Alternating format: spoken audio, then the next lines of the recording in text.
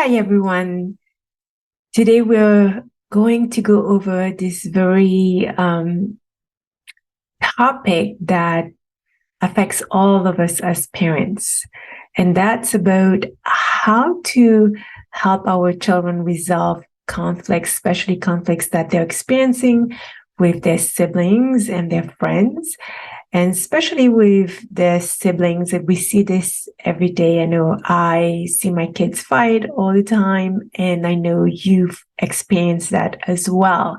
So, what is it that when our kids are arguing, what is really happening? So, arguments, first of all, we're all humans. When we're together, there's bound to be arguments because we see things differently. And when we're perceiving things differently, our children, especially, they're not able to see each other's perspective right away. And that's something that they need to learn. So there's bound to be conflicts because they're seeing what is happening their way, and their sibling or their friends are seeing what's happening their way, and they can't come to an agreement. So when our children are arguing and when we are seeing a lot of fighting going on, know that the fighting itself is part of what we call misbehaviors. And if you've been listening to me lately and watch my videos, you know that a misbehavior is there to grab our attention. Kids really want to get our attention when they misbehave. So therefore, fighting and arguing with their siblings can be a misbehavior, and often it is because they know that when they are fighting, it really gets our attention. I know for me, it does, because it's like a visceral thing when we are watching and witnessing an argument. We as parents, we want to make sure that it doesn't escalate into something that gets out of hand. So then it grabs our attention right away, and our children know that it works when they misbehave that way, that it will get our attention, which what they want in the first place. So it is a cry for help. Why? They need our attention. Again, we go back to number one thing when children needs our attention is that a lot of times, for whatever reason, their attachment needs are not being met. There has been a disruption in how their attachment needs are being met or not met, for that matter. And that can be caused by any event, anything that happens that doesn't allow us as parents to be fully present with our kids and tune into what are their needs that they're wanting to be met in this moment, in this period of their life. So, for example, if a new baby arrives, as parents, we automatically are focusing on this new baby, and we may be giving the baby more attention and less attention to the older kids, and they feel it. And they know they want the attention.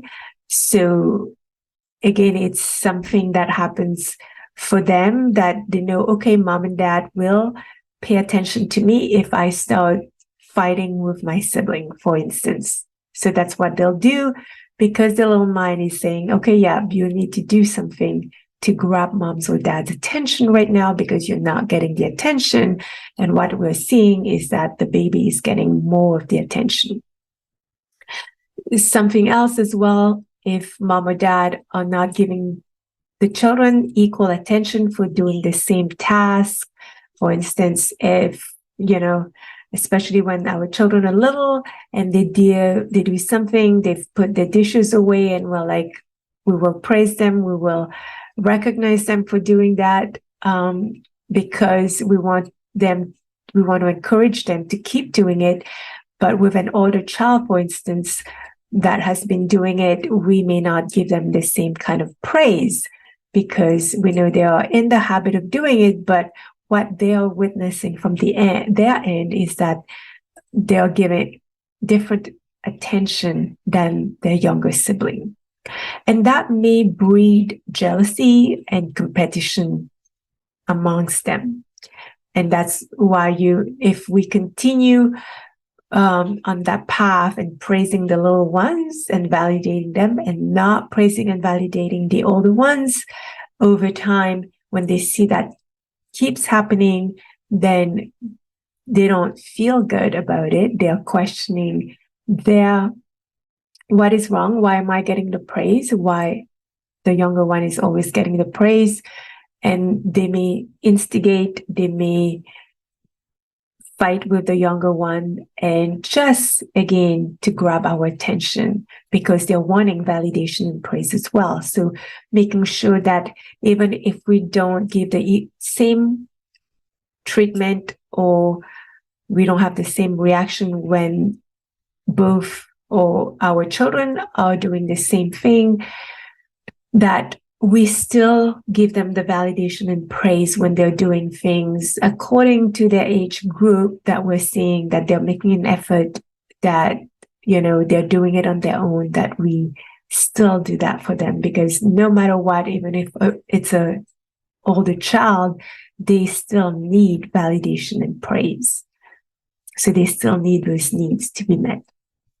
Another thing that brings up arguments and fights is knowing that our children needs to develop their willpower. And I talked about this a few weeks ago, that need to develop the willpower starts as of 18 months, 18 to 24 months. It starts when our children are saying no to everything. This is an evolutionary stage of the development. It's instinctual. They want to know that they can develop to be their own. And how they're going to develop to be their own is the ability for them to say no to us. And who are the people they feel the safest to say no to, practice saying no to? It's the parent. So if the child, when they are in that stage of learning to flex that muscle, to develop their willpower, if every time they say no to us, we get angry, we punish them, we shame them, then they know that it's not safe to say no with us. So they can't really practice it with us, who are their parents or their caregivers, whom they feel the most connected to at the end of the day. And so their bodies, their minds still wants to develop that willpower, and they may then use their siblings to develop that willpower. So when they use their siblings, you'll see that happening, which then breeds arguments and conflicts. Why? Well, depending on the age group, I'll give you an example. Like, I can see my own teenager trying to exert power over his younger brother. And it doesn't work because the younger ones is also saying, no, I don't want you to rule me. So I'm going to say no to you. So when that happens, then we can see the arguments happening more and more and more. And it's the perfect situation for conflicts to arise. So knowing that's a development stage, giving your children the ability to say no within boundaries is important for them to develop that willpower. Because all children wants to know that they can say no at different stage. It doesn't stop when it starts at 18 to 24 months. That willpower, that keeps developing until they become adults.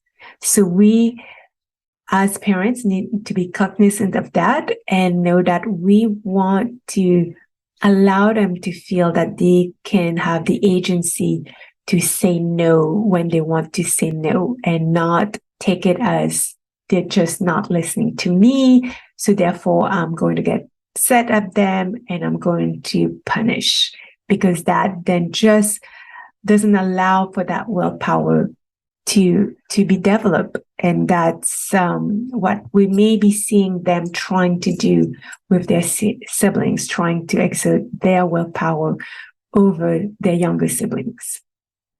Or, if they're around the same age, it could be happening too. Another thing is lack of clear structure and boundaries. So structure means there are rules and routines that children likes to know ahead of time so that they know what to expect. What are the times that I go to bed? What are the times that we go eat? What are the times that I go to practices? And so on, because babies are born dysregulated. And as they grow, our children grow, we need to give them structure so they learn how to regulate better. They know when things are happening and what to expect. When they don't know what to expect, it's like their dysregulating patterns is still very activated, and they need us as parents to help them regulate, to help them put structure and boundaries so they can learn what is expected of them and what is it that is right or wrong to do, and so on. Because the mind really loves what's familiar. So particularly for a child who depends on adults to regulate on their nervous system, then they need us to set that structure for them. If not, that can breed anxiety, and that's where you may see them pushing the boundaries because they do not have a sense of a structure in place that they can follow and learn. So then they'll go outside of our boundaries and their boundaries to see where is that structure. Another thing is what could be happening if there's a lack of personal space, especially for children who tend to be sensitive, and for older children as well. They need that me time to feel free to be their own and to do what they enjoy. And so if they have that lack of space, then there may be more argument because they are not feeling free and they feel kind of restricted. So giving them their personal space is important throughout the day, and respecting that space and making all the siblings aware of that. Okay, that's the time that your brother wants to be alone, so let him have his alone time. And when he wants to come and play, he'll tell you. So recognizing that need that our children have and respecting it, and teaching the younger ones how to respect the older children's needs, as well as the ones who are much more sensitive and like to be on their own at times. Another thing is lack of action and consequence. A lot of times if you hear your child saying, but you let him get away with it, whatever it is, meaning they're seeing that their brother or sister is doing something and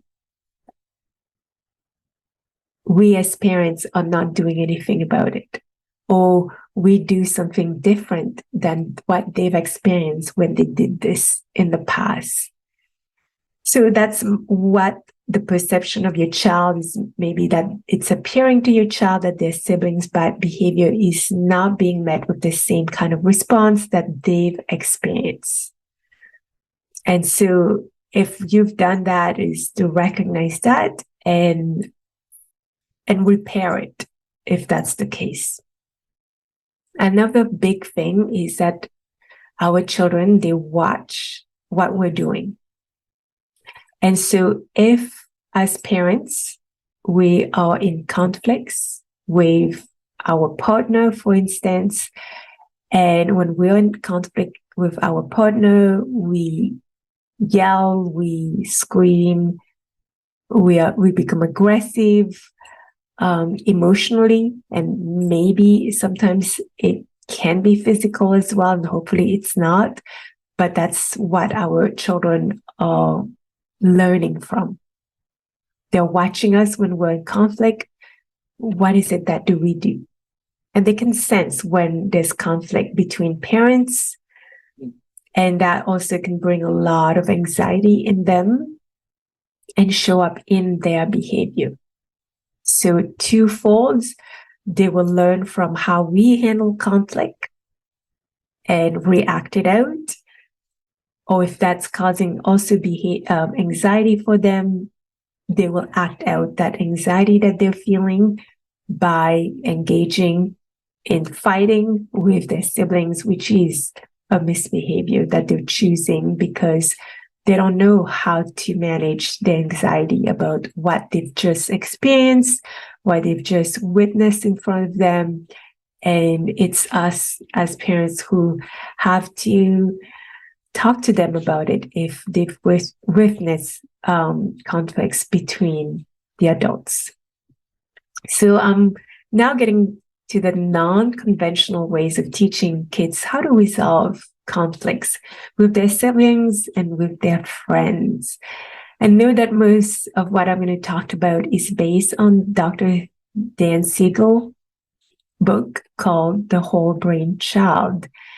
And what I'm sharing with you are ways that are going to help them, not just now as children, but that's going to help them later on as adults as well.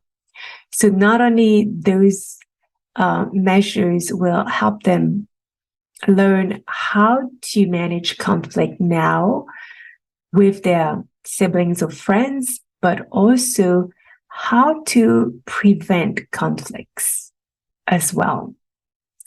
Or they can have arguments, they can disagree with their friends or siblings, but it doesn't have to be a fight. It doesn't have to escalate out of control. And that's what we want to teach our children, that they can have disagreements. But disagreements doesn't have to cause these fights from happening. It doesn't have to become a big fight all the time. If they learn these ways of managing their conflicts. So the first one is to be able to see through the other person's eyes, helping our children recognize other perspective. Because at the root of every conflict, every disagreement, every fight, every argument, be it for children or adults, it's because we are seeing things through different lenses. We're not seeing things eye to eye. And when that happens, we can become defensive, we can become very argumentative because we're trying to make the other person see things from our own perspective. And I know you've tried it because I've tried it as a child and as an adult. And when we are trying so hard to force the other person to just see things from our lenses, then the arguments, the fight can escalate and become bigger. And it's very disruptive at times. So I'm going to give you an example. And that's a real example that I've witnessed recently with two of my sons. So they had two friends over and they were playing a game, and the youngest one did not get a turn. He didn't not get a turn because they could have different settings for the game, different parameters, and his parameters that he wanted, he was not able to set those parameters where my other son's friends were the one who said, we want these parameters, so let's set the game to these parameters. So in that moment, my younger son was very upset, and he saw this as, okay, my older brother is more concerned about the happiness of his friends rather than mine. And that was very painful and hurtful for him. And in that moment of pain and hurt, he did ask, can you set and change the parameters of the game? And he was told no many times. And that really, really got him angry. He got really angry to the point then he had to project that anger. And how he did was he then kicked his brother's toy and damaged the toy. So then this became a big argument, and it lasted for a while. At the beginning, I didn't step in because there was nothing aggressive happening. But when he started kicking and breaking the toys, then I did step in. And first thing we want to do is, when emotions are high, when there's an argument, is to first validate how each child is feeling. The worst thing we can do is just start yelling at them and punishing right away, because then the children are not feeling heard. So validate their feelings, validate each other's feelings, and then let them calm down first. And if we need to separate, we'll separate if they're getting aggressive. So letting them calm down. And then what we can do is to help them see each other, what each other is feeling and why.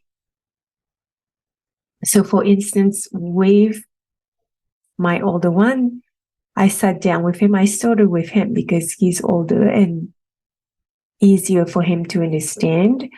And I asked him to say, how would you feel if you were in your brother's situation and you didn't get a turn? Well, I will feel bad. I will feel left out. I would feel ignored. And why is that? Because what I asked for wasn't received. I didn't get what I asked for when other people got what they asked for. So now can you see why your brother would be angry? Yeah, I can see that. And so by doing this, what I'm doing is teaching him to think about the other person. Especially when it's a sibling who, they are connected, they love each other. It really hurts when these things happen. So by teaching him to see his sibling's perspective, then he can understand, okay, yeah, that's why he got so angry, and that's why he kicked and he damaged my toy, because he was so angry. And that doesn't mean that we are going to accept that it's okay to kick and break somebody else's toy. But at least from that end, he can see what's happening. And then I would sit with the other one and say, why do you think he was resisting giving you a turn? Well, because he wanted to make his friend happy. Yeah. What would happen if he didn't make his friend happy? or maybe his friend won't come back. So he was kind of torn in between you and his friend, isn't it? Yeah. I understand you were angry. But was that a good thing for you to take your anger on his toys and break it? How would you feel if it was your toy that was broken? I would be upset. I would be sad. I would be hurt. Yeah. And so that way we can show the children, both children, what is really happening and seeing their perspective. And again, this needs to be done when they're calm enough to listen and for them to be willing to go there. If they're very emotionally charged, it's not going to happen. So making sure it's not done when they are in the heat of the moment. When they're in the heat of the moment, I will give you the steps later of what you can do in that moment. There's not much you can do, but there are certain things you can do so it doesn't escalate. Another thing that's a proactive solution is to listen to what's not being said. So nonverbal communication to attune to the other person. Because the body will show us if a person is happy or not happy. And if children can learn that, to see their siblings or their friends' nonverbal communication, then they can choose in that moment to either it's going to escalate the issue, or is it better not to engage? And that's something that they can learn from a young age and that they can start to practice. And this is one of the measures that's not conventional, but that's going to really, really, really help them as they grow up and even later on as adults. Because nonverbal clues communicate more words. So as we help our children to attune to those nonverbal cues, we are helping them to attune to the right brain, the brain that is in touch with emotions. And not only we've helped them to see each other's perspective, but now that they see each other's perspective, what is the emotion that the other one may be feeling right now? So that step can really help them to attune in a very simple way.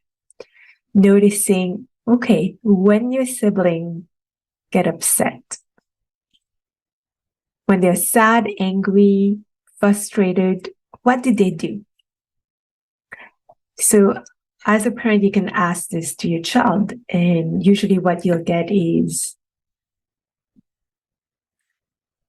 they start to make a face, or they'll whine if they're younger, or the body starts to stretch out and ready to attack. So they can start to tune into, okay, that's what my brother or my sister does before they would charge towards me and become aggressive. So they may make this grunting noise, they may sigh, and they may whine. And so those are cues for me that is saying, I need to stop because they're not happy. Or they may look down if they're sad. And I know that if they're sad, either I need to leave them alone, or I can approach them and ask them, do you need my help? Do you want to talk to me about this? So the more we help them pick up on these nonverbal cues, the more sensitive and attuned they will be to their siblings' feelings or their friends' feelings. And they'll be able to foster better relationship. So that's another non-conventional ways. And children, they may not pick up on the nonverbal cues right away, but when you teach them and you point to them, they'll be able to learn that really quickly. The more you help them to attune to others, the more compassionate also, the more empathy they will develop for others. And then the third thing is to teach them how to repair, how to make things right after a conflict. So we all know to teach them to apologize and to say sorry after they've done something, like breaking somebody's toy or not giving them a turn. But we also need to, and then they need to take steps to fix it, to fix what they've done that was wrong. So first, we help them see each other's perspective, how the other person is processing what's happening in front of them, then apologize when they've done something wrong, and then to repair the relationship. Because we all make mistakes, and we can also teach our children when they make mistakes to do the repair. And as parents ourselves, that's a big part of our attachment connection that we have with our children, is when we break the attachment and the connection, we need to do the repair. So now we're teaching our children how to do that repair as well with their siblings and with their friends. So a great way to teach them how to repair is to encourage them to find a mutual solution to the problem, to the issue that they were experiencing. And if something has happened, like a toy has been broken, anything that has been broken for that instance, how we're going to fix that, and put them together to find a mutual solution to it. And that way it gives them the opportunity to fix the damage, but also to allow the sibling who did the damage to be forgiven by the other one. And when they feel like, okay, my sibling or my friend has forgiven me and allowed me to fix it, then it restored our relationship. And it closes the loop. The relationship that was threatened, that was disconnected, is now repaired. So there could be different ways of teaching children how to do that, but most likely is to, when they're calm and they've seen each other's perspective, they've apologized, we can then encourage them to find a solution to fix whatever has been damaged physically.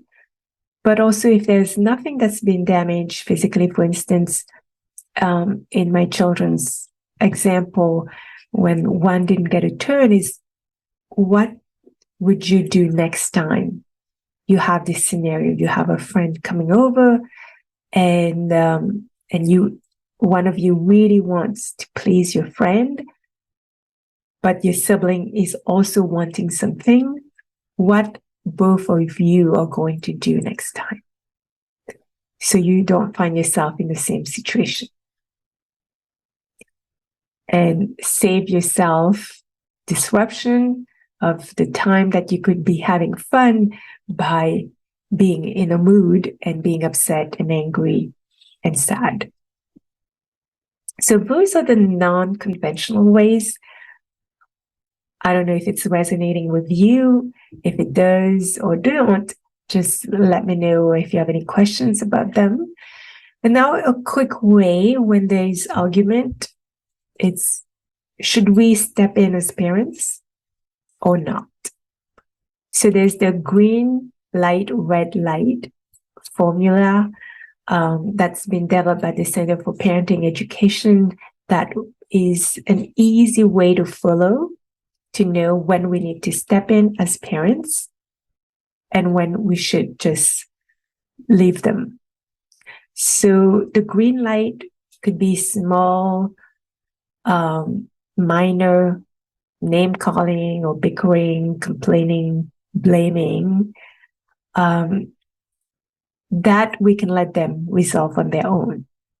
There are small disagreements, comments, nothing aggressive, and you just want them to resolve that on their own. It's a good way for them to learn how to resolve these kind of disagreements and what they don't like if their brothers or sisters or friends are name calling and all of that. And let them figure that on their own. It's good practice, because if you start to step in and accuse or raising your voice, you can amplify the problem in those cases.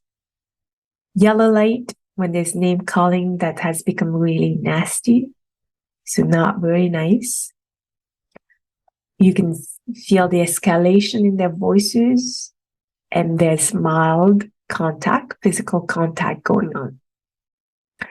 So then you may want to step in and help them see each other's viewpoint, see each other's perspective in this case, and give them a chance to explain themselves.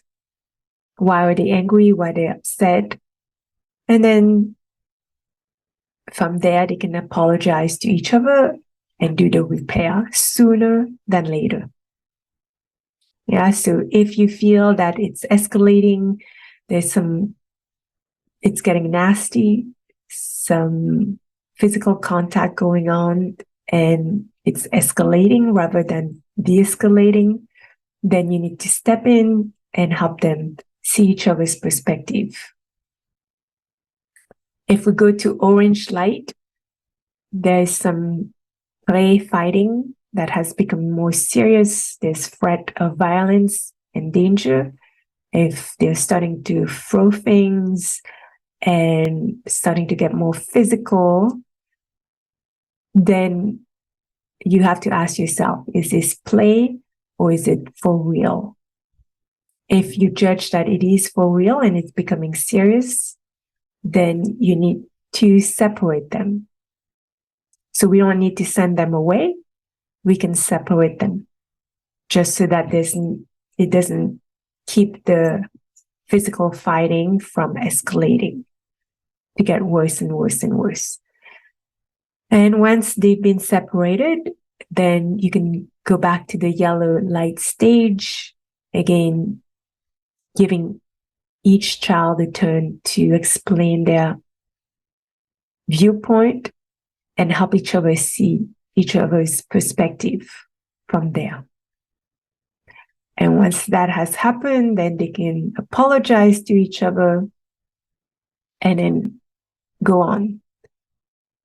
If it's red light, then there is physical injury, there's emotional harm that has already occurred. So sometimes you may have not catched it in time, and there's already some fighting going on, physical fight, and one child is already crying, is hurting, and you have to step in at that time, separate them, and attend to the child who is hurting first.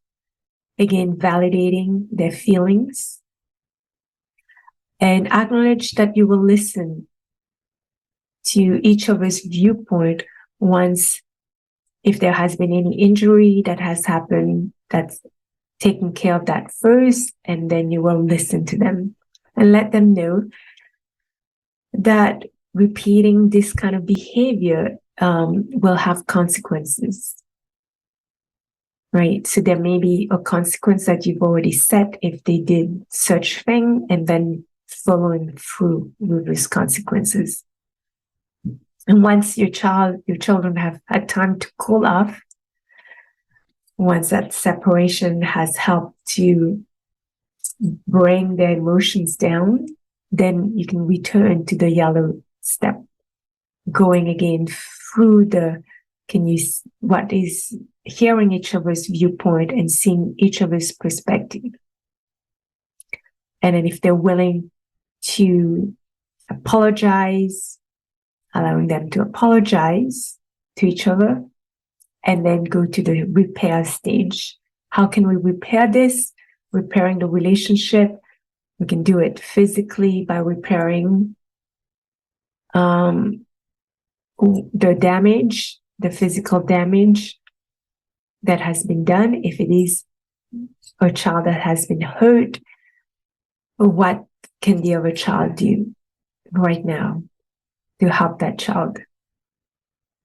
So waive the injuries, for instance.